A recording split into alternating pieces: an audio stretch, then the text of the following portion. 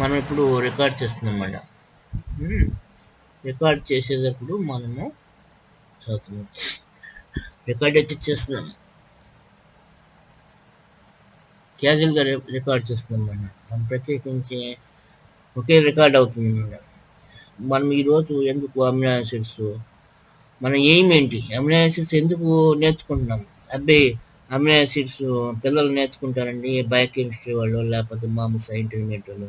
మనకెందుకండి, వృద్ధాప్యం వచ్చేసింది, మనకి 50 సంవత్సరాలు అయిపోయింది, మనం చదవాల్సిన అవసరం, ఎగ్జామ్ ఉందా లేకపోతే ఏమైనా పరీక్ష ఉందా, ఏమన్నా పేపర్ ఏం లేదు, రిటైర్ కూడా అయిపోయాం అనుకోండి సపోజ్, అసలు మనకేం అవసరం లేదండి. అయినప్పటికీ మనం శరీరాన్ని కాపాడుకోవడానికి, మన ఆరోగ్యాన్ని కాపాడుకోవడానికి, మనం వృద్ధాప్యం వచ్చి మీద పడి మన శరీరం కృషించి నశించిపోకుండా రక్షించుకోవడానికి మనం కొంత సైన్స్ నేర్చుకోవాలన్నమాట, సైంటిఫిక్ వాల్యూస్. అందుకు మనం నేర్చుకుంటున్నాం అన్నమాట. ఒక్కోసారి మనకి ప్రజలు హెల్ప్ చేస్తారు, కొంతమంది ప్రజలు హెల్ప్ చేస్తారు. మనంతరం మనకి తెలివితేటలు పెరగడానికి, సొంత తెలివితేటలు పెరగడానికి ఎంతో కొంత, పూర్తిగా తెలియకపోయినా కొంత తెలుసుకోవడానికి, ప్రతిరోజు కొంత తెలుసుకోవడానికి మనం సాధన చేయాలన్నమాట. ఆ సాధన చేసే ఉద్దేశంలో మనం అమినో యాసిడ్స్ గురించి తెలుసుకుంటున్నాం. అమినో యాసిడ్స్ మనకి పూర్తిగా మన శరీరానికి లభ్యం కాకపోయినా మన శరీరంకి దెబ్బతలుతుందన్నమాట. ఆ విధంగా దెబ్బతలకుండా అసలు అమినో యాసిడ్స్ అంటే ఏంటి, మాంసకృతుల్లో అమినో యాసిడ్స్ అనేది ఉంటుందన్నమాట. ఒక్కొక్కటి పిల్లర్స్ అన్నమాట. పిల్లర్స్ అంటే బ్రిక్స్ లాంటి అన్నమాట అమినో యాసిడ్స్. ఒక గోడ కడుతున్నాం, ఒక బిల్డింగ్ కడుతున్నాం, రకరకాల బిల్డింగ్. మనకి ఇటుక రాయి మెయిన్ ఏంటంటే ఇటుక రాయి, సిమెంటు, ఇసుక, ఈ 3 ఉన్నప్పుడు ఎన్ని రకాల బిల్డింగ్ అయినా కట్టేయచ్చు అన్నమాట. మనకు నచ్చిన బిల్డింగ్ ఇది ముడి పదార్థం అన్నమాట. మనకు కావాల్సింది ఏంటంటే మన బోల్డంత తీసుకుంది, బోల్డంత సిమెంట్ ఉంది, బోల్డెన్ ఇటుకలు ఉన్నాయి. నీకు ఇచ్చేసారు, నీకు నచ్చిన ఇల్లు కట్టుకో, నీకు నచ్చినట్టుగా నీకు కట్టుకో, నీకు అన్ని ఇచ్చాము, లేబర్ కూడా వచ్చాము, నువ్వు ఇది కట్టరా అంటే కట్టేస్తుండ, ఇది చేయరా అంటే చేస్తుండ, నువ్వు చెప్పాలంతే. ఈ విధంగా కట్టరా అంటే కట్టేస్తాడు. నీకు స్థలం ఉంది, నీకు ఇటుక రాళ్ళు ఇచ్చారు, నీకు సిమెంట్ ఇచ్చారు, ఇసుక ఇచ్చారు అన్నమాట. ఇచ్చి నీకు ఈ బిల్డింగ్ కట్టినా, ఈ విధంగా కట్టు, ఈ విధంగా 2 స్టోరీలు కట్టు, పెద్ద మేడ కట్టు, నీకు స్థలం కూడా చాలా ఇచ్చేస్తారు అనమాట. నీ ఎంత పెద్దదైనా కట్టుకోవచ్చు, ఎంత చిన్నదైనా కట్టుకోవచ్చు. బోళ్ళ మంది మనుషులు అన్నమాట. నువ్వు చెప్తే ఏమి చేసి చెప్తే చేసేసి చిత్తం ద్వారా అని చెప్పేసి చేస్తానమాట. నీ దగ్గర అన్నీ ఉన్నాయన్నమాట. కానీ నీకు ఊహ, ఏ విధంగా కట్టాలి, ఏ విధంగా కడితే బాగుంటుంది చూడడానికి అని నీకు తెలియడం కోసం మెయిన్ మనం చదువుకోవాలన్నమాట. ఆ విధంగా నీకు ఆహార పదార్థాలు ఉన్నాయి, నీకు ఏది కావాలంటే ఆ ఆహారం ఉంది, నీకు డబ్బు ఉంది, కానీ ఏది తినాలని నీకు తెలియదు అన్నమాట. ఈ డబ్బు ఉందా నీకు, ఈ డబ్బుని ఏ విధంగా ఖర్చు పెట్టి ఏ పదార్థం కొనుక్కొని, మాంసం ఉంది, చేప ఉంది, అది తినకూడదు, ఇది తినకూడదు, అది తింటే తప్పు, ఇది తింటే తప్పు అని చెప్పి ఎన్నో రకాల, కానీ నేను తినాల్సిన నీకు ఏదైతే అవసరమైతే నీ బాడీకి గట్టిపడడానికి అది తినవట్లే. కొంతమంది ఏదో వంక పడుతున్నారు, అబ్బో ఇది తింటే తప్పురా, మాంసం తింటే తప్పు, ఎందుకంటే ఇది దేవుడు కోపడతాడు, అది ఒక జీవిని చంపేసి దాన్ని బాధ పెట్టేసి తినేస్తున్నాము, అలా తినకూడదు అని చెప్పేసి అంటాడు. కానీ ఒక పదార్థంలో మంచి నీ బాడీని గట్టిపరచడానికి ప్రోటీన్ ఉంటుందన్నమాట. అందుకని ఇలాంటివన్నీ ప్రాబ్లమ్స్ రాకుండా ఏ పదార్థంలో ఏ టైపు పదార్థం ఉంది, మాంసకృతులు కానీ, కార్బోహైడ్రేట్స్ కానీ, ప్రోటీన్స్ కానీ, మినరల్స్ కానీ, లేకపోతే విటమిన్స్ కానీ, మినరల్స్ కానీ, ఎనీ యాంటీబయాటిక్స్ కానీ, ఎన్నో రకాలు మనం తినే ఫుడ్డే మన లైఫ్ని శాసిస్తుందన్నమాట. ఫుడ్ ఈజ్ మెడిసిన్ అని చెప్పేసి ఈ మధ్య ఎంతోమంది నేర్చుకున్నారు. వేదాల్లో కానీ, ఆయుర్వేదంలో కానీ, ఎన్నో చోట్ల ఫుడ్ ఈజ్ మెడిసిన్. నువ్వు తినే ఫుడ్డే అది మెడిసిన్గా పనిచేస్తుంది. మనం ఏ ఆహారం తింటే ఆహారమే నీకు మందుగా పనిచేస్తుంది. నువ్వు ప్రత్యేకించి విపరీతంగా స్పెషల్గా కొనుక్కొని చేయాల్సిన అవసరం లేదు. నీకు న్యాచురల్గా దొరికే ప్రతి పదార్థంలో నీకు నీ బాడీని గట్టిపరిచే పదార్థం ఉంటుంది. అది తెలుసుకొని నువ్వు లిమిటెడ్గా నీకు ఏ విధంగా తింటే గట్టిపడుతుంది నీ శరీరము, ఆ విధంగా తినాలయ్యా అని చెప్పి. అందువల్ల ఫుడ్ కెమిస్ట్రీ, ఫుడ్ బయోకెమిస్ట్రీని తెలుసుకోవాలన్నమాట. ఫుడ్లో రకరకాల పదార్థాలు ఉంటాయి. కార్బోహైడ్రేట్స్ అని, ప్రోటీన్స్ అని, ఫ్యాట్స్ అని, మెయిన్ స్ట్రక్చర్. ఇంకా అందరి లోపల చాలా ఉంటాయి. మామూలుగా బేసిక్గా ఒక పదార్థం, మనం తినే పదార్థాన్ని ఏదంటే కార్బోహైడ్రేట్స్ అని, ప్రోటీన్స్ అని, ఫ్యాట్స్ అని, మినరల్స్ అని, విటమిన్స్ అని 5 భాగాలుగా విభజించారు. అవి కాకుండా ఆరోగ్యాన్ని రక్షించుకోవడానికి ఎన్నో రకాల కాంపౌండ్స్ ఉంటాయి, చిన్న చిన్న కాంపౌండ్స్ ఉంటాయి లోపల. మన బాడీని ప్రొటెక్ట్ చేసుకోవడానికి యాంటీబయాటిక్స్ అని అవన్నీ ఇవన్నీ చాలా ఉంటాయి అన్నమాట. మెయిన్ మాత్రం స్ట్రక్చరల్గా carbohydrates, proteins, fats, minerals, vitamins ఇవి ఉంటాయన్నమాట. అది చిన్న చిన్నవి ఇంకేదైనా ఉంటాయన్నమాట. మొక్కల్లో కానీ జీవుల్లో కానీ దేంట్లోనే కానీ ఇవి ఉంటాయన్నమాట. వాటి గురించి తెలుసుకున్నప్పుడు నీ బాడీకి ఏది అవసరం, ఏ పదార్థం తింటే నీ బాడీ గట్టిగా నీ రోగం తగ్గిపోతుంది. నీకు జలుబు వచ్చింది, జ్వరం వచ్చింది, లేకపోతే కిడ్నీ పాడైపోతుంది, లేకపోతే లివర్ పాడైపోతుంది, ఎంపులు పళ్ళు పాడైపోతున్నాయి, నీ కళ్ళు పాడైపోతున్నాయి, కళ్ళ దృష్టి పోతుంది, అయ్యో ఆ లేయర్స్ అని కళ్ళు ఆపరేషన్ చేసుకుంటున్నారు. ఎన్నో రకాల బాడీ చెడిపోతుంది, క్యాన్సర్ వస్తుంది ఒకటికి. ఆ క్యాన్సర్ తగ్గాలంటే ఆ మందు వేయాలి, ఈ మందు వేయాలి, ఒక్కోసారి సూట్ అవుతున్నాయి, సూట్ అవ్వట్లేదు, ఎన్నో రకాల ప్రాబ్లమ్స్ వస్తున్నాయన్నమాట. ఈ ప్రాబ్లమ్స్ సాల్వ్ చేయడానికి మనము సైన్స్ నేర్చుకోనమాట. ఏ పదార్థంలో ఏ పదార్థం ఉంది, ఏ పదార్థం వల్ల మనకి తగ్గుతుంది. మన చుట్టూ ఎన్నో ఆకులు ఉన్నాయి, ఆ మొక్క ఉంది, ఈ మొక్క ఉంది, ఈ మొక్క తింటే జలుబు తగ్గిపోతుంది, ఈ మొక్క తింటే క్యాన్సర్ తగ్గిపోతుంది. అసలు నిజమా ఉట్టిదా ఒక్కోసారి మనకి తెలియక, మనకి నిజమైన సైన్స్ తెలియక అన్ని అనుమానం అవుతుంది, సరైన నాలెడ్జ్ లేక బాధపడుతుంటాం. అలా బాధపడకుండా ప్రతిరోజు మనం చదువుకోవాలన్నమాట. చదువుకొని ఏ పదార్థంలో ఏముంది, ఏ విధంగా మన బాడీ గట్టిపడుతుందని తెలుసుకోవడానికి, మనం రక్షించుకోవడానికి మన పిల్లల్ని, మన భార్యల్ని, మన తల్లుల్ని, అమ్మల్ని, అక్కల్ని, పిల్లల్ని, మనవల్ని, మన శరీరాన్ని రక్షించుకోవడానికి మనం చదువుకోవాలన్నమాట. దేంట్లో ఏముంది అది ఈరోజు మనం అనుకునేది. అయితే ఆ విషయంలో అమినో యాసిడ్స్ గురించి తెలుసుకుందాం. ప్రోటీన్స్, మాంసకృతులు మనకు కావాల్సిన విషయం అన్నమాట. కొంతమంది నాన్ వెజ్ తినకూడదు, అది తినకూడదు, అన్ని ప్లాంట్స్ వదులుతాయి, ఎందుకు నాన్ వెజ్ ఒక జీవిని చంపేస్తున్నారు అది అని చెప్పి చంపుతున్నాం లేదా అని తర్వాత సంగతి. కానీ మనకి ప్రతి పదార్థంలో ఏమేమి ఉన్నాయి అమినో యాసిడ్స్, ఏమేమి మాంసకృతులు ఏమేమి ఉన్నాయి, ఏది తింటే మనకి ఏ విధంగా ఇది అవుతుందని చెప్పేసి అమినో యాసిడ్స్ గురించి మనం తెలుసుకుంటున్నాం. అమినో యాసిడ్స్ జస్ట్ బిల్డింగ్లో బ్రిక్స్ ఎలా ఉంటాయి, మనం ఒక బిల్డింగ్ కట్టే బేసిక్ మెటీరియల్ బ్రిక్స్, ఇసుక, సిమెంట్, అలాగే ఇవి కూడా అమినో యాసిడ్స్ అని బేసిక్ బ్రిక్స్ లాంటివి అన్నమాట. ఆ బ్రిక్స్ ఏ బిల్డింగ్, ఏ ప్రోటీన్ అయినా తయారు చేస్తుంది, ఏ మాంసం ఇంకుదులైనా తయారు చేసుకోవచ్చు. అమినో యాసిడ్స్ కొన్ని ఉన్నాయి, ఒక 16 ఎన్నో ఉన్నాయి మనకి కరెక్ట్గా చూసుకుంటే నెమ్మది తెలుస్తుంది నేర్చుకున్నప్పుడు. దాంట్లో ఎసెన్షియల్ అమినో యాసిడ్స్ అని, బేసిక్ అమినో యాసిడ్స్ అని, న్యూట్రల్ అని, లేకపోతే బేసిక్, ఎసిడిక్, రకరకాల అమినో యాసిడ్స్ ఉన్నాయి. దాని లెంత్, చిన్న అమినో యాసిడ్స్, పెద్ద అమినో యాసిడ్స్, దాని యొక్క కార్బన్ గ్రూప్ని బట్టి ఎన్నో రకాలుగా ఉన్నాయి. వాటిలో ఇంకా రకరకాల సల్ఫర్ గ్రూప్ ఉంటుందని, ప్రోటీన్ ఫాస్ఫరస్ గ్రూప్ ఉంటుందని, అది ఈ గ్రూప్, ఆ గ్రూప్, ఆల్ఫా, బీటా, గామా, ఎన్నెన్నో రకాలుగా పిహెచ్ వాటి నుంచి వాటి యొక్క ఎన్నో అమినో యాసిడ్స్ ఉన్నాయి. వాటి గురించి మనం అసలు బేసిక్ అమినో యాసిడ్స్ అంటే basic building blocks of proteins. అయితే ఈ అమినో యాసిడ్లో కూడా మొత్తం 3 పార్ట్లు ఉన్నాయి. ఒకటి కార్బన్ పార్ట్, ఒక పక్కన అమైన్ గ్రూప్, ఇంకో పక్కన సిఓహెచ్. అమినో యాసిడ్స్ అంటే బయోకెమిస్ట్రీలో అసిడిక్ గ్రూప్, సిఓహెచ్ గ్రూప్ ఉంటుంది. అది కాకుండా బేసిక్ గ్రూప్ అమైన్ గ్రూప్ ఉంది, అమోనియా ఉంటుంది, NH, nitrogen plus ammonia group. Ammonia నుంచి అమైన్ వచ్చింది, అమైన్ ఉంటుంది. అమినో యాసిడ్స్లో అమైన్ గ్రూప్ ఒకటి ఉంటుంది, తర్వాత కార్బాక్స్ గ్రూప్, సిఓహెచ్ గ్రూప్. ఇదిగో ఇక్కడ మీకు చూపించాడు, మీకు NH2 CHR COOH.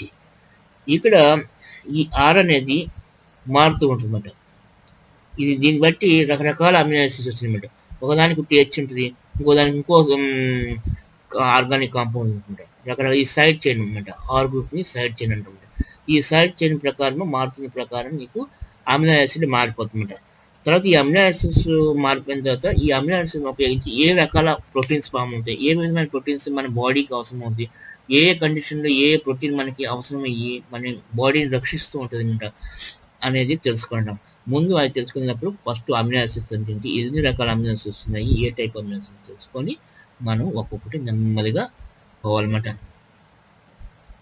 Amino acids are organic compounds containing amino group and carboxyl functional groups along with side chain R group specific to each amino acid. The key elements of an amino acids are carbon, hydrogen, oxygen and nitrogen. ఈ 4 elements ఉంటాయి. Carbon ఉంటుంది, hydrogen ఉంటుంది, oxygen ఉంటుంది, nitrogen. కానీ రకరకాల ప్రపోర్షన్లో ఉంటుంది. Although other elements are found in the side chains of certain amino acids. About 500 Naturally occurring amino acids are known. About 500 naturally occurring amino acids are known. There are only 20 appear in genetic code. మనకి 500 natural occurring amino acids ఉందంట. అందులో మనం 20 గురించే నేర్చుకుంటున్నామంట. Though only 20 appear in the genetic code. మనకున్న genetic కోడ్‌లో మామూలుగా కణాల్లోనే డీఎన్ఏలో 20 మనం చూస్తున్నాం. మిగతా న్యాచురల్‌గా చాలా ఎక్కువ ఉందంట. 500 దాకా ఉందంట అమినో యాసిడ్స్ రకరకాల. And can be classified in many ways. They can be classified according to the core structural functional groups locations alpha, beta, gamma, delta amino acids. ఇవి రకరకాల ఆల్ఫా అమినో యాసిడ్స్ అని, బీటా అమినో యాసిడ్స్ అని, gamma amino acids అని, delta amino acids అని రకరకాలుగా విభజించారు. The other categories relate to polarity. పొలారిటీని బట్టి కూడా విభజించారు. పీహెచ్ లెవెల్ని బట్టి కూడా విభజించారు. అండ్ సైడ్ చైన్ బట్టి కూడా విభజించారు. Aliphatic, acyclic, ఏరోమెటిక్. సైడ్ చైన్ ఉంటుంది. ఈ ఆర్ గ్రూప్లో అలిపాటిక్ గ్రూప్ ఉంటే ఒక రకమైన అమినో యాసిడ్స్, ఏసైక్లిక్ అంటే ఒక రకమైన, అరోమెటిక్ అంటే ఒక రకంగా, తర్వాత హైడ్రాక్సైల్ గ్రూప్స్ ఉంటే హైడ్రాక్సిల్ గ్రూప్ ఉంటే ఒక రకంగా, సల్ఫర్ గ్రూప్ ఉంటే ఒక రకంగా క్లాసిఫై చేస్తుంటారు రకరకాల పేర్లు. In the form of proteins amino acid residues form second largest component. What is the largest? Next amino acid second largest component of human muscles and other tissues. Beyond their role as residue proteins, amino acids participate in a number of processes such as neurotransmitter. మన నరాల గురించి పనిచేసేట్లో amino acids చాలా important ఉంటుంది. అందుకని మనం ఎక్కువ తెలుసుకోవాలి amino acids గురించి. మాటి కోపం రావడం కానీ, మతిమరుపు రావడం కానీ, న్యూరో ట్రాన్స్మిటర్ అంటే చాలా ఇంపార్టెంట్ ఉంటాయి. కమ్యూనికేషన్లో నీకు ఏ విధంగా ఆలోచనలు వస్తున్నాయి, ఏ విధమైన ఇవి వస్తున్నాయి, ఏ విధమైన తెలివితేటలు ఉన్నాయి, జ్ఞాపశక్తి వీటికి సంబంధించి అమినో యాసిడ్స్ పాత్ర చాలా ఎక్కువ ఉంది. అవి న్యూరో ట్రాన్స్మిటర్స్గా ఉపయోగపడుతున్నాయి. అందువల్ల మనము ఎక్కువ చదువుకోవాల్సిన అవసరం ఉంది. అమినో యాసిడ్స్ మంచి అమినో యాసిడ్స్ తీసుకోవాలి. అండ్ బయోసిన్సిస్ రకరకాల నీకు బాడీ ఎత్తి పెరగాలన్నా నీకు అమినో యాసిడ్ కావాలి. రకరకాల కలర్స్, నీ బాడీ కలర్ చేంజ్ అవ్వాలన్నా అమినో యాసిడ్స్ ఉన్నాయి. పిగ్మెంటేషన్లో కూడా ఇవి ఉపయోగపడుతున్నాయి. రకరకాల ప్రోటీన్స్ మనకి కలర్ మార్పు, బాడీ ఎత్తి పెరగాలన్నా అమినో యాసిడ్ చాలా ఇంపార్టెంట్ మాట. కానీ ఏ విధమైన అమినో యాసిడ్ ఎంత తినాలి, ఏ విధంగా ప్రపోర్షన్ తినాలి, ఏ విధమైన పర్టికులర్ పదార్థం తింటే నీకు ఖచ్చితంగా అనుకున్న ప్రకారం జరుగుతుంది తెలుసుకోవాలన్నమాట. అందుకని మొదటి నుంచి అమినో యాసిడ్స్ ఏ విధంగా ఫామ్ అయినాయి, ఏ విధమైన గ్రూప్, వాటి క్లాసిఫికేషన్ ఏంటి, అట్లీస్ట్ న్యాచురల్గా 500 ఉన్నా మనకి అట్లీస్ట్ మినిమం 20 గురించి వాళ్ళు చెప్తున్నారు అనమాట. తర్వాత సంగతి మిగతా 500 తర్వాత నెమ్మదిగా టైం ఉన్నప్పుడు తెలుసుకోవచ్చు. మీరు ఇప్పుడు వరకు ప్రస్తుతం ఇది తెలుసుకోండి. In biochemistry amino acids having both the amine and carboxylic acid groups attached to the first alpha carbon. First alpha carbon మధ్యలో బేసిక్ దాన్ని alpha carbon atom. First alpha carbon atom have particular importance. They are known as 2 alpha or alpha amino acids. Generic formula H2NCH or COH. NH2CH or COH. This is generic formula. In most cases, where R is an organic substituent known as a side chain. Often, the term amino acid is used to refer specifically to these.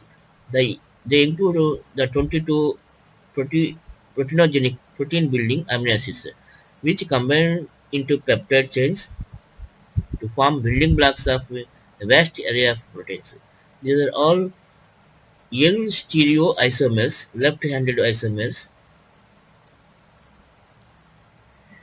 Although D-amino acids, right-handed, occurs in battle envelopes as a neuromodulator, D-serine, and some antibiotics. Antibiotics are called proteins. 20 of the proteogenic amino acids are encoded directly by triplet codons in the genetic code and are known as standard amino acids. The other non-standard, non-canonical are serinocysteine, present in many prokaryotes as well as most eukaryotes, but not coded directly by DNA, and pyrrolysine, found only in some archaea and one bacterium. Pyrrolysine and selenocysteine are encoded via variant codons. For example, selenocysteine is encoded by stop codon and SCCAS element N-formylmethionine, which is often the initial nature can also be used to expand the genetic code and form novel protein known as alloproteins incorporating non-proteogenic amino acids. Many important proteogenic and non-proteogenic amino acids have a biological function. For example, in the human brain, glutamate, standard glutamic acid, and gamma-aminobutyric acid, GABA, non-standard gamma amino acids are respectively the main excitatory and inhibitory neurotransmitters. Hydroxypyroline, a major component of connective tissue collagen, is collagen tissues కూడా చాలా important. పళ్ళు రాలిపోకుండా connective tissue ఉంటుందన్నమాట. ఈ connective tissue పాడైపోతే మనం పళ్ళన్నీ ఊడిపోతుంది. Hydroxy proline hydroxyproline, a major component of connective tissue of collagen, is synthesized from proline. Glycine is a biosynthetic precursor to porphyrins used in red blood cells. Carnitine is used in lipid transport. 9 proteogenic amino acids are called essential for humans because they cannot be produced from the other compounds by the human body and so must be taken in as food. Other may be conditionally essential for certain ages or medical conditions. Essentially, amino acids may also differ between species. Because of their biological significance, amino acids are important in nutrition and are commonly used in nutritional supplements, fertilizers, food, and food technology. Industrial uses include the production of drugs, biodegradable plastics, and catalysts. The first few amino acids were discovered in the early 19th century. In 1806, French chemist Louis Nicolas Vauquelin and Pierre-Jean Robert isolated a compound in asparagus that was subsequently named asparagine. The first the first amino acid to be discovered. Cysteine was discovered in 1810, although its monomer cysteine remained undiscovered until 1884. Glycine and leucine were discovered in 1820. Glycine and leucine, cysteine, first two asparagus and asparagine, cysteine discovered in 1810, although its monomer cysteine remained undiscovered until 1884. Glycine and leucine were discovered in 1820. The last of the 20 common amino acids to be discovered, threonine, William Cumming Ross, who also determined essential amino acids and established the minimum daily requirement of all amino acids for the optimal growth. ఇక్కడ మళ్ళీ నేను చెప్తాను, ఇవన్నీ చూసేసరికి అబ్బాయి ఇవి ఎక్కడండి మనకి మామూలుగా జనరల్గా ఉంటే అసలు ఇప్పుడు ఇవన్నీ తెలుసుకోవడానికి మనకు టైం లేదు అని నిజమే. కానీ మనం సింపుల్గా తెలుసుకోవాలి, తెలుసుకుంటూ అప్పుడప్పుడు చూడాలన్నమాట. ఎందుకంటే మనకి టైం ఉన్నప్పుడు కొద్దిగా తెలుసుకోవడానికి ట్రై చేయాలన్నమాట. మనం ఈ ఈ సముద్రం లాంటి నాలెడ్జి, ఈ సముద్రం లాంటి దీన్ని మనం ఎదురంటే చాలా కష్టం. అయినప్పటికీ మనకి ఎప్పుడు ఏది అవసరం అనేది ఎప్పటికప్పుడు మనం తెలుసుకోవాలన్నమాట. తెలుసుకుంటే minimum information, minimum fundamental points మనం తెలుసుకుంటే నీకు ఈజీ అవుతుంది అన్నమాట మీకు. ఎందుకంటే ఒక్కసారి సడన్గా పలానా పదార్థం ఏంటంటే దాంట్లో నుంచి అది ఏంటి, దాని బేసిక్స్ ఏంటి, మనకి బ్రెయిన్కి యాక్సెప్ట్ చేయలేదు అన్నమాట. మనకు కొన్ని ఫండమెంటల్స్ ఉంటే ఈజీగా మనం ఒక కొత్త విషయం తెలుసుకునేటప్పుడు దానికి రిలేట్ చేసి మన బ్రెయిన్ ఎలా పనిచేస్తుంటే కొన్ని బేసిక్ కాన్సెప్ట్స్ మనం డెవలప్ చేసుకుంటాం బ్రెయిన్లో. దాని ప్రకారము కొత్త పదార్థం వచ్చినప్పుడు దాన్ని రిలేట్ చేసి అది పెంచుకుంటుంది అన్నమాట. లేకపోతే అది రిలేట్ చేయకుండా జ్ఞాపకశక్తి అనేది మన బ్రెయిన్లో పెరగదన్నమాట. సడన్గా ఒక న్యూ విషయం వస్తుంది, ఒక పదార్థం వస్తుంది, ఏదైనా మనం తెలుసుకోవాల్సిన విషయము, వెంటనే అది మన బ్రెయిన్లో ఇమ్మడదన్నమాట. దాని గురించి బేసిక్స్ మనకి లేవన్నమాట. ఎలక్ట్రానిక్స్ కానీ, కమ్యూనికేషన్స్ కానీ, లేకపోతే మెడిసిన్ కానీ, ఇంజనీరింగ్ కానీ, ఇన్ ఆయుర్వేద కానీ, any of the things we should have some basics we should grow some basic seeds or brain. Means seeds. When you grow some seeds, automatically we capture the new things and relate to those things to our basic important things. Like that, we should learn the subject. The first few amino acids were discovered in the 19th century. In 1806, French chemist Louis Nicolas Vauquelin and Pierre-Jean Robiquet isolated a compound in asparagus that was subsequently named asparagine. First compound, first amino acid కనుక్కున్నది asparagine. The first amino acid to be discovered. Cysteine was discovered in 1810, although its monomer cysteine remained undiscovered until 1884. Glycine and leucine. Glycine and leucine were discovered in 1820. The last of the 20 common amino acids to be discovered was threonine in 1935 by William Cumming Ross, who also determined essential amino acids and established the minimum daily requirement of all amino acids for optimal growth. The unity of the chemical category was recognized by Vogt in 1865, but he gave no particular name to it. Usage of the term amino acids in the English language is from 1898, while the German term amino acid was used earlier. Proteins were found to yield amino acids after enzymatic digestion or acid hydrolysis. In 1902, Emil Fischer and Franz Homi Fischer independently proposed that proteins are formed from many amino acids, whereby bonds are formed between the amino groups of one amino acid with a carboxyl group of another, resulting in a linear structure that Fischer termed peptide. General structure. The structure shown at the top of the page are represent a side chain specific to each amino acid. The carbon atom next to the carboxyl, which is referred to numeral 2 in the carbon chain starting from the functional group, is called the alpha carbon. Amino acids contain amino group bonded directly to the alpha carbon are referred as alpha amino acids. These include amino acids such as proline, which contains secondary amines, which used to be often referred to as amino acids.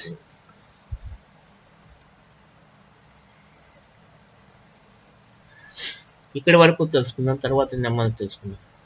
ఎందుకంటే ఒక్కసారి మనము అంతా చదవలేమన్నమాట. కొంతవరకు చదివితే మళ్ళీ నెమ్మదిగా చదవాలన్నమాట. ఒకసారి చదివితే మనకి గుర్తుండదన్నమాట.